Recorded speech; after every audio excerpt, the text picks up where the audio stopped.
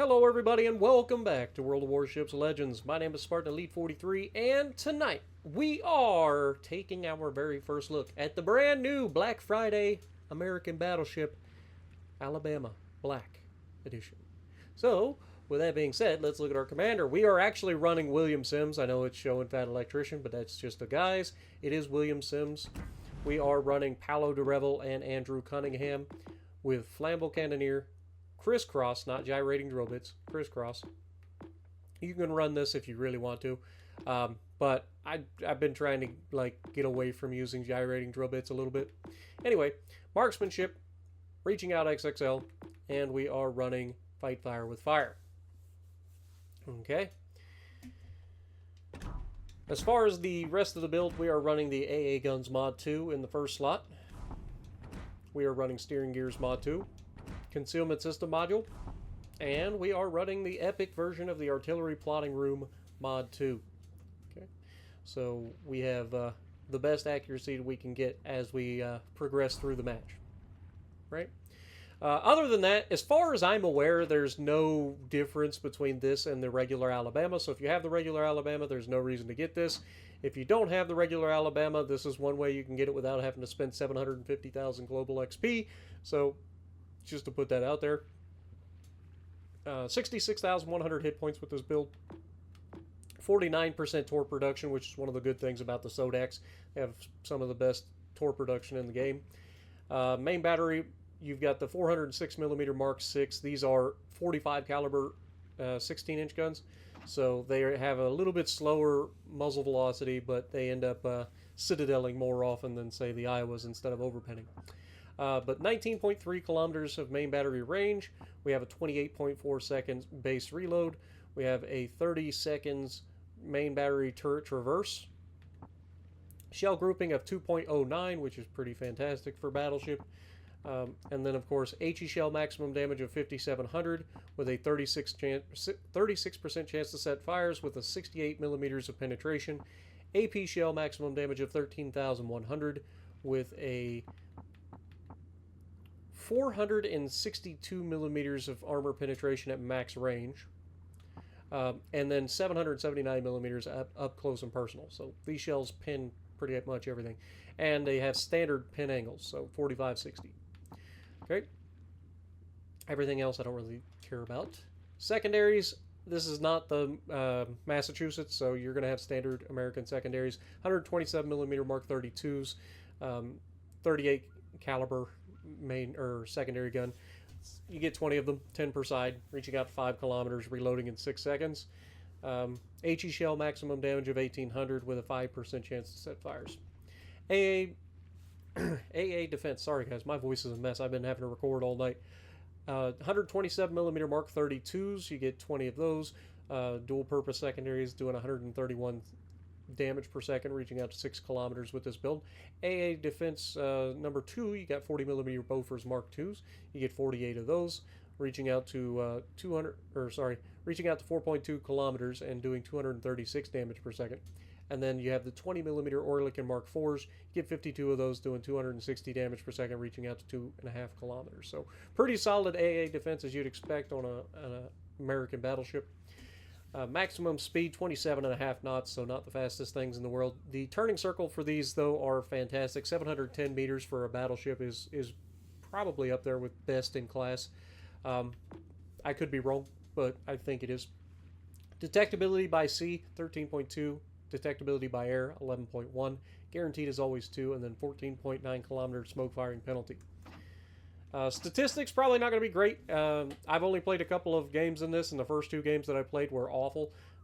Not my ship's fault, but just didn't have a whole lot of luck going on my side. It's some of the worst dispersion you've ever seen in your life, despite this thing supposedly be one of the most accurate battleships in the game.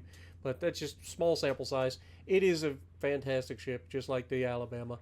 But as you can see, average damage is a little bit low for now, 86,000. Potential damage, pretty average. 1.2 mil. The rest of it, armor-wise, there's no like gimmicks here. 32 millimeter bow, as you'd expect out of pretty much every Tier 7 battleship. So 32 millimeter bow, No extended belt, nothing fancy like that. You do have a nice torpedo bulge, which gives you a little bit of spaced armor on the side, which is why this thing doesn't tend to get as citadeled as easily as, say, an Iowa. Iowa doesn't have those big torpedo bulges, so the shells go straight into the citadel. You can still citadel this thing, but generally speaking, it's a little bit harder than citadeling a Iowa. Okay? With all of that being said, I don't think there's really anything else to see. You can see that it does have a subsurface citadel, so the citadel lies below the water. So again, not the easiest ship to citadel in the world. Agile, above average ability to change direction. Again, like I said, I think this is a best in class or close to it.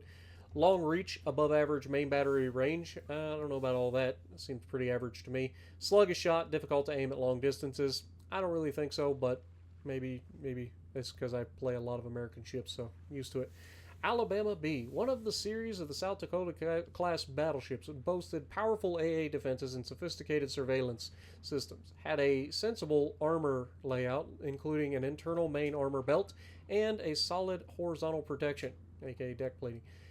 She entered service in 1942. There were 4 of them in the series. Obviously, Alabama, Massachusetts, South Dakota, and I always forget the last one. Illinois, question mark? Washington. No, Washington's in North Carolina. I always forget. Anyway, with that being said, I love this like Damascus. This is like a black Damascus. I like it. I like it a lot. Look at this. It's really nice. Then it's got some knurling on the side just in case you are playing with your Sodak in the battle or in the bathtub. That gives you a little bit better grip on it while it's wet. Other than that, I do like it. I ain't gonna lie. I think it looks really good. Not only is it black, but that just kind of like that Damascus with just enough of the bright in there to kind of break up the black. It looks pretty good. So with all that being said, let's get to the gameplay. Alrighty, so we're going to be on Shatter, and we are in the brand new Alabama B. Now, this is going to be one of those games that just kind of makes you want to like scream, because it definitely made me want to scream. But we'll go over that as we get there. Right out the gate, it's 2 destroyers per team, several cruisers, and then only a couple of battleships, right? Now, when I see this, we have 3 battleships, they only have 2. When I see this, I feel like we should have the advantage, right? There's a bunch of cruisers, and we have 3 battleships. That should be advantage our team. Here's the problem with that. As you're going to witness, my entire team is going to leave their spawns or whatever, abandon flanks, and completely screw over our attempts to try to win this game. I spawn middle, so I'm going to try to go through the middle, but not quite like you'd expect. And instead, I'm going to try to push up into a crossfire to help the right flank. Here's the problem with that. The right flank doesn't want to help the right flank. They just all want to run away. You'll see that as we get into it. But I will give props where props is due. Our destroyer that spawned on the right flank, you can see I look over Catalunya, Bismarck. I'm like, okay, they should be able to handle their flank pretty well. And I was wrong, because they are not going to handle that flank at all. We are going to push up. The destroyer is actually going to do a fantastic job here. He's coming in from the Charlie cap. Unfortunately, putting both of our destroyers in the same location is not ideal, right? You can see I try to look for the shot on the Catalunya as he goes around, but don't get a shot at him. Chappie, don't quite have a shot.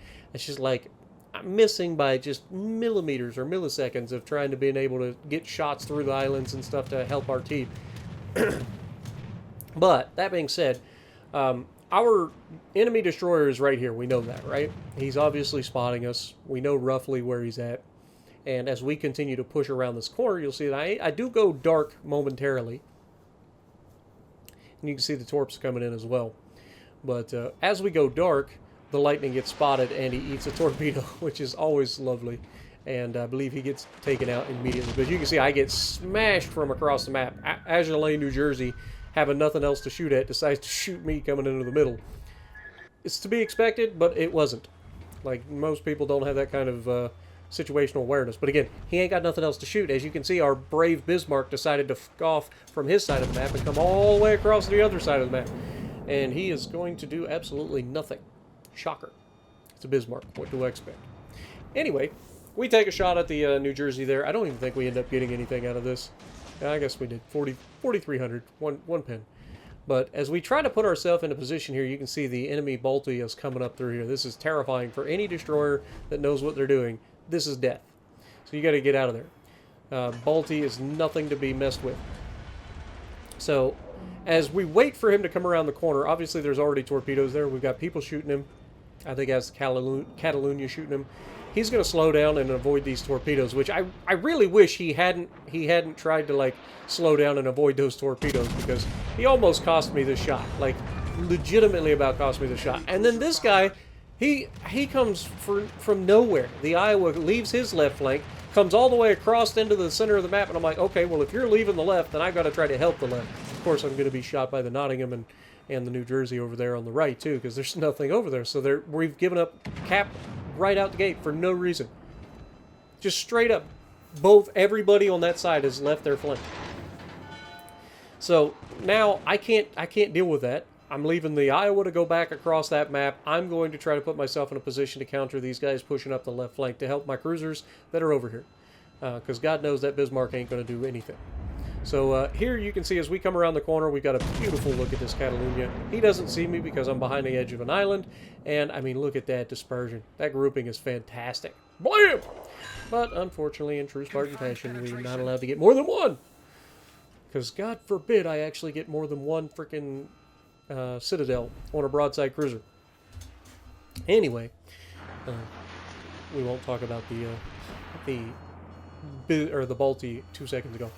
But anyway, he's looking like he's going to commit to the turn here, so I go ahead and take that shot. And again, it looks pretty decent, but it starts to get worse the further it goes. And he starts speeding up, and he's going to dodge most of those shells. I think all of them, actually. But yeah, you can see, not ideal sitting here getting burnt down. And as he uses his reload boot, or his, whatever you call it, ready rack, I just go ahead and I drop back, get out of the way a little bit. If he wants to just fire the rear guns at me, I'm not in any real danger from him.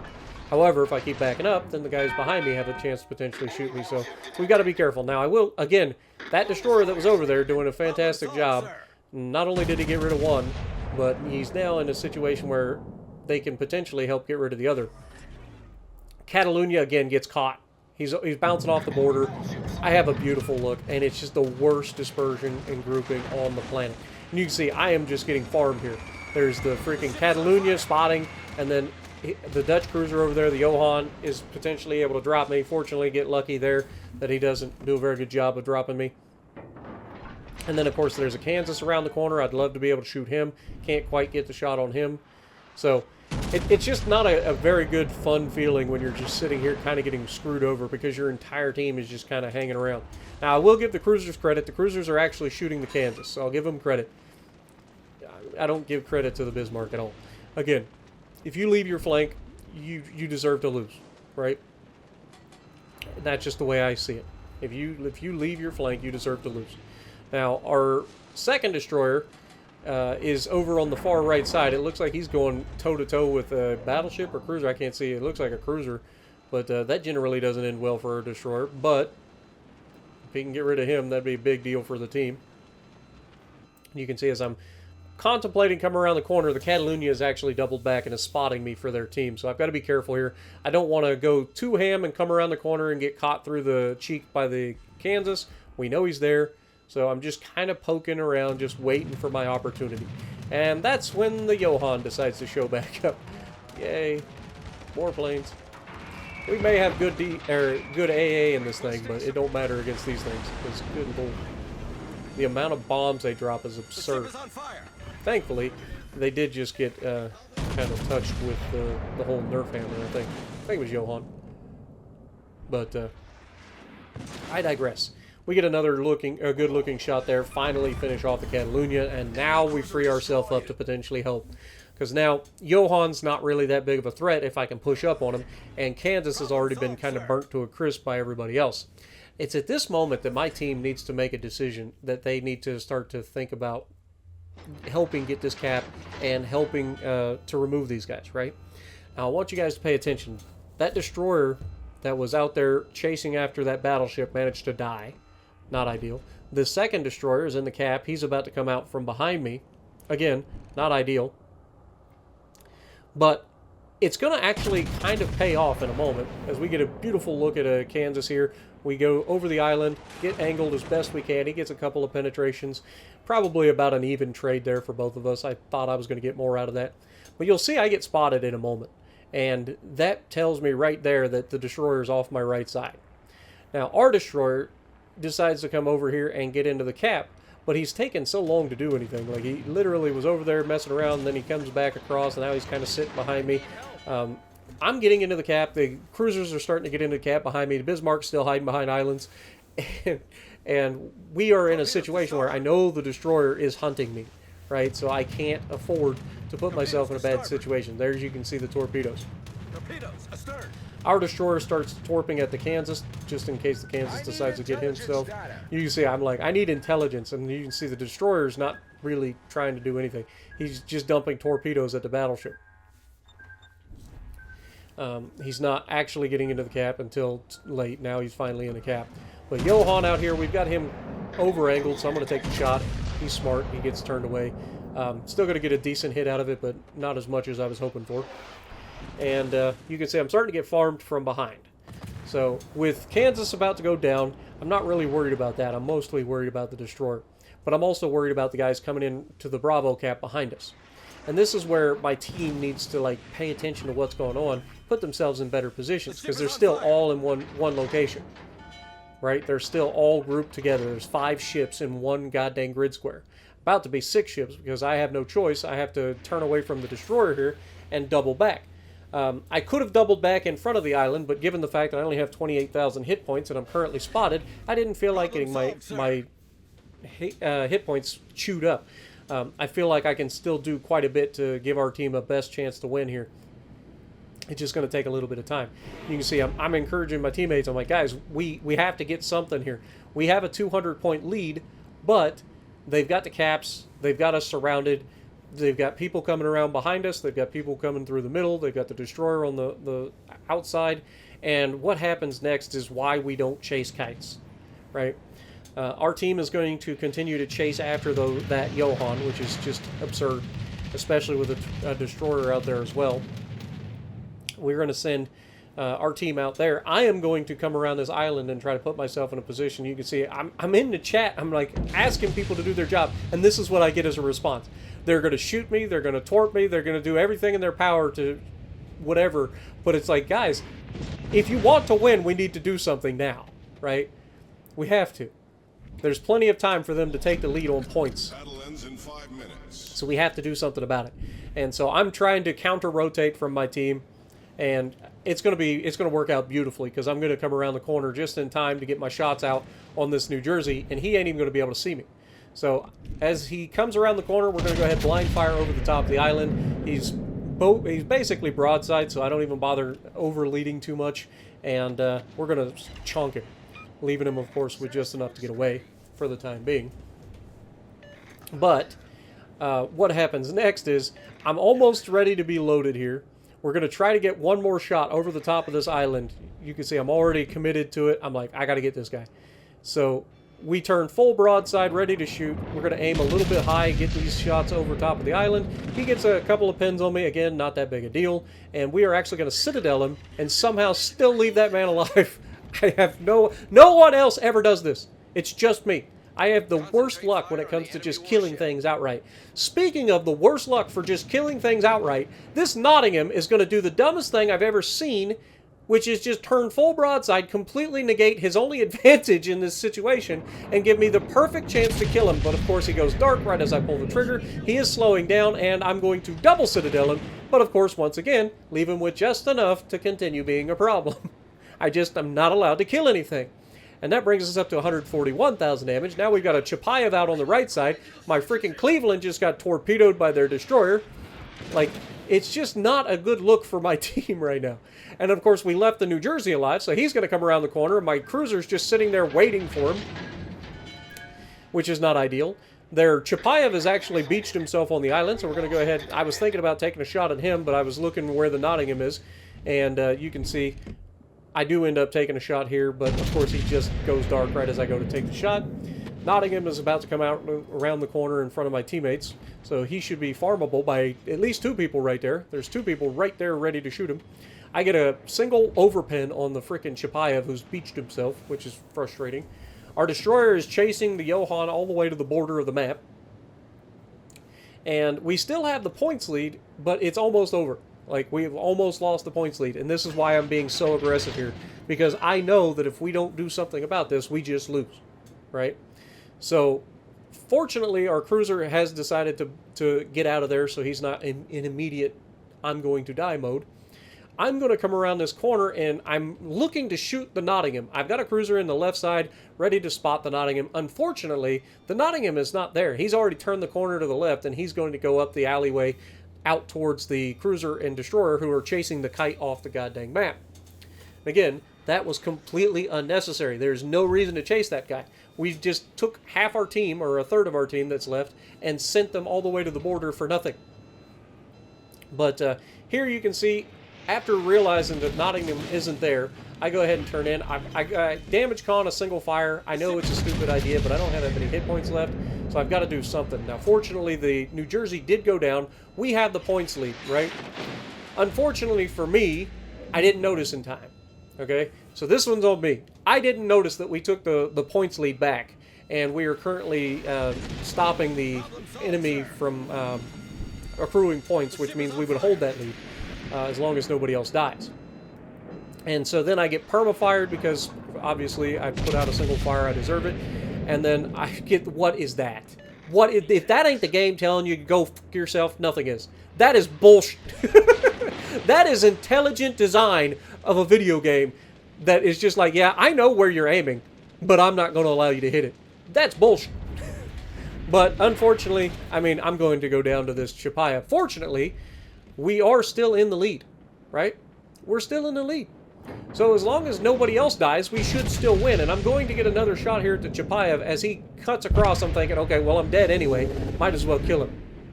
And that's what I get for it. I finally get the Citadel. And, of course, it was just 3 whole shells touched him.